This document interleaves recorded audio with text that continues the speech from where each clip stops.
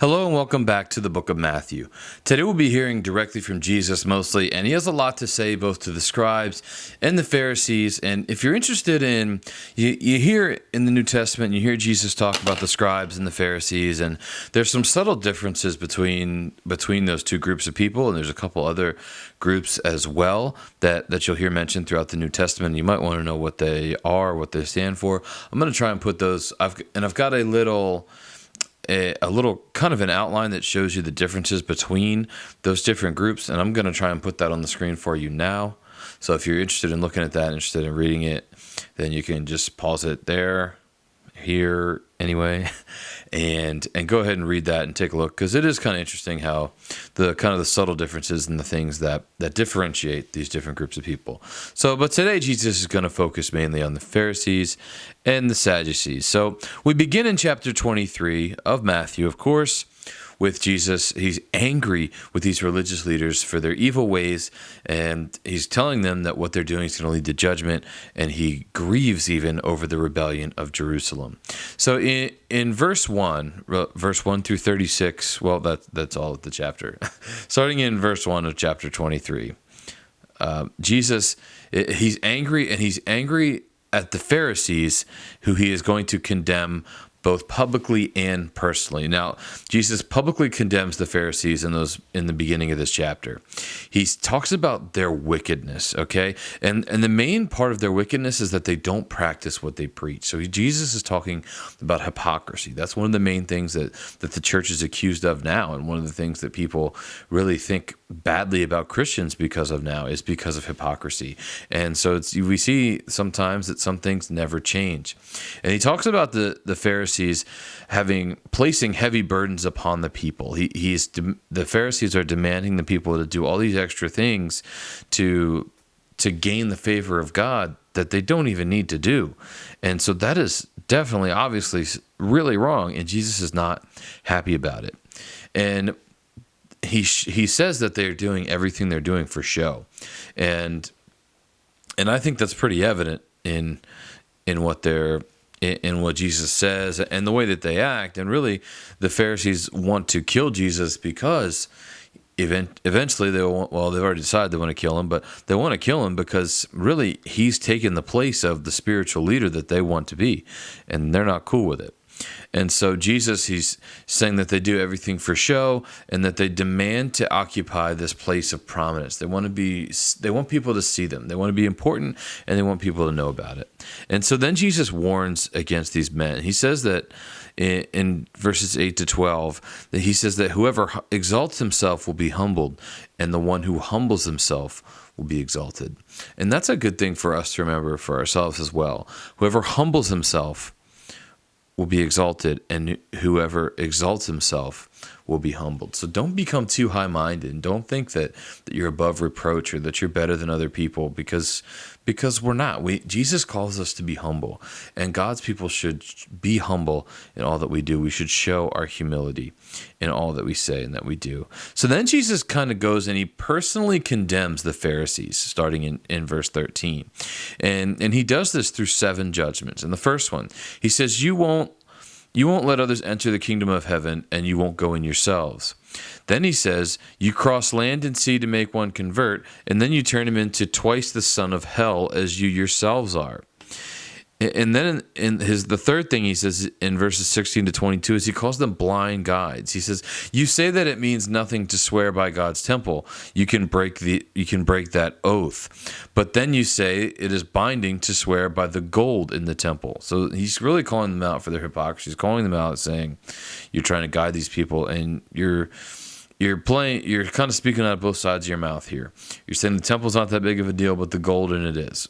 Which side is it? And he calls them blind fools. He says that they take an oath by the altar that can be broken, but to swear by the gifts on the altar is binding. So the Pharisees are really kind of contradicting themselves in the things that they're demanding of the people. The fourth thing he says is that they're careful to tithe even the tiniest part of your income, but they ignore things of the law, justice, mercy, and faith. So it's important to tithe. It is important to give back to God and kind of be gracious and thankful for the things that he's given us. But we also need to make sure the more important parts of the law, the justice, the mercy, the faith. We don't want to just be giving our money and think we're buying our way into heaven. We need to also strive for justice, show mercy, and to have faith. And the fifth thing he says, that they're so careful to clean the outside of the cup and the dish, but on the inside they're filthy. Sorry, I almost sneezed there. Full of greed and self-indulgence. So these Pharisees, they're so worried about their outside appearance, what people see them and how people see them, and they don't even worry about what's important and what's on the inside. And that leads into the next thing he says, when he says, you're like whitewashed tombs.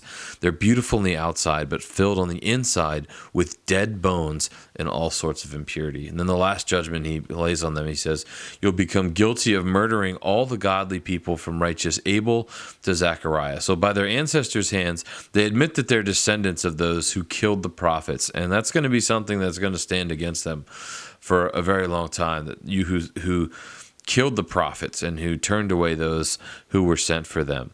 So he wraps up this chapter by telling them what he wants to do. He says he wants to gather and to protect his people. And Israel, they've rejected and they despise him for it. And Jesus says that he will remove his presence from Israel until the great tribulation. And that's kind of where we're at now, where God is gone, and not God. God is not gone. Jesus has left them physically, and we won't see him again until he returns in the Great Tribulation. And so then we come to Matthew 24 with the Olivet Discourse. So where Jesus he's telling the future while he's speaking on the Mount of Olives, and he starts out by talking about the temple destruction.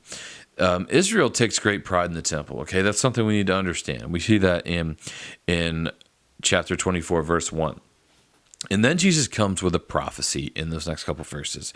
He says that the temple will someday be completely demolished, and the disciples want to know when. Now, as we look at this, we're also going to look into the tribulation, okay? And we see that a lot with people, and we've had times in semi-recent memory where there have been pastors or prophets or apostles or whatever they want to call themselves that say they know exactly when God's going to return, when the rapture is going to happen. And we can see here in these verses in this chapter that nobody knows. Jesus tells us nobody knows. Nobody knows but the Father. But there are some things that we're going to see that kind of show us signs of the times. Okay. Now the first one is a time of apostasy. So false prophets will lead people astray. There will even be false messiahs, people that will claim to be Christ, that will lead people to astray. And there's also going to be anarchy. There's going to be wars breaking out. People, their love is going to grow cold. They're not going to love in the way that they're supposed to. And believers, those that follow Jesus, they'll be hated, they'll be betrayed, and they'll even be killed for it. But even through all that, the gospel is going to be preached to all nations. And that just shows us the greatness and the glory of a gospel that can't be turned away no matter what the world puts up against it. And so he also, as he's talking about the tribulation destruction, he talks about the final 3.5 years. So the tribulation is going to be what happens where there's going to be the rapture of the church. Okay, and the rapture of the church, all believers will go to heaven. Now, there's some people that don't believe that the rapture will happen, and then the tribulation. Some people believe that Christians, that everyone will live through the 7 years. There's a lot of different views regarding the rapture, but the way that our church views it and the way that I personally view it is I think that God will rapture out his children. I think that there will be a rapture of the church before the tribulation happens. And if you want some more information on that, if you want me to go more in depth, maybe I'll make a future video about that, because the rapture is a very interesting thing. There's a lot of interesting views about it. But for the sake of this video, we're just going to say that the rapture is going to happen, and there's going to be 7 years of tribulation. There's going to be the first 3.5 and then the final 3.5. And that's what Jesus is going to talk about next here in this verse right here. And it's going to be the most severe time of the tribulation. It talks about the wickedness against God and what the enemy's going to do. He's going to construct sacrilegious objects that cause desecration. He's going to create there's going to be many people that claim to be Christ, and people are going to follow him. But when these things are happening, people are turning away from God, they're worshiping false idols, they're worshiping all these other things, the wrath of God is going to show up. The sun will be darkened, the moon will not give light, the stars will fall from the sky, the powers of heaven will be shaken. And then Christ talks about his second coming. And this will signal the end of that tribulation. The Son of Man will appear in the heavens, and as the lightning flashes across the sky, that's how swift he's going to come in. Angels will be sent forth with a mighty trumpet blast to gather the people of Israel from the farthest ends of the earth and heaven. And then we have the Battle of Armageddon, not the movie with Bruce Willis. This will be the end times, the end of the world, where we have basically the enemy, which will be mostly united people, but united in their wickedness, fighting against God, and they will be wiped out with no problem at all. And he says, though, that when the rapture happens, one will be taken and another left. And so that's kind of a thing where that's how sudden it's going to be. We're going to be sitting around, or I don't know if it's going to happen in my lifetime or yours, who knows, but you'll be sitting there, there'll be two of you there, and if you're a believer, you'll go, and if you're not, you won't. It'll just be like that in the twinkling of an eye. And so Jesus is talking here in this section about that. And he says that all things will pass away, but his word will endure forever. And so he talks about the importance of being watchful and being ready, because we never know when that time is going to come. There have been, as I said earlier, there have been a lot of people that think they know. None of us know, and he says that here in this chapter, and he gives a parable of a wise and a wicked servant. The wise servant was ready. They were looking. They were waiting for Christ to come, and as they were waiting, they were doing the best that they could do. We had the parable of the talents in this reading, okay, where we had 3 people, and the first 2 servants used their talents well, and the third one just hid it and didn't want to lose it. And that's a lesson for us. Don't just hide your talents and not use them. God has given us what he's given us to use for his kingdom. And if we don't do that, then we are going to face judgment for that. And that's actually from chapter 25. And we saw that the first servant, he was faithful in what God gave him. And God gave him 5, I believe God gave him talents. He doubled them, and he was rewarded for his faithfulness. The second servant also rewarded for his faithfulness. And then the third servant was rebuked because he was not faithful with what he had given. He called him a wicked servant. And so then we had another parable. There are all kinds of parables in this chapter. We had talked about the sheep and the goats.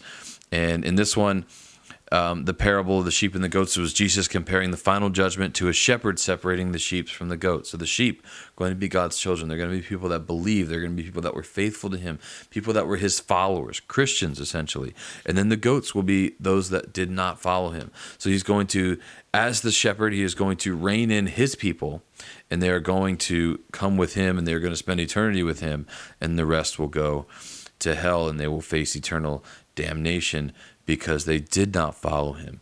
And so this is a serious warning here from Jesus. Jesus is saying that, hey, there's this, and in our world today too, there's this view that we're all going to die and go to a better place.